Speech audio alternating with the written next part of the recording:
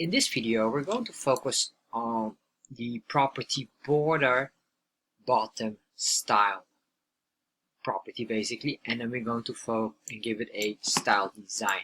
So very close to what we have with our border top style at the top, we will do now here basically the same, but then border bottom style.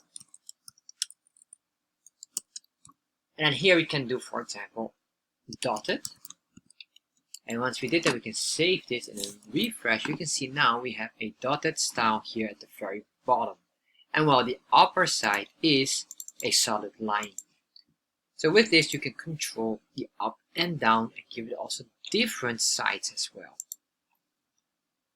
Thank you for watching this video. If you enjoyed this video, make sure you subscribe to my channel, and if you have any questions regarding this, make sure you put them in the comment section. I'll get back to you. And if you enjoyed this video, check out the next video here. You will probably enjoy this as well.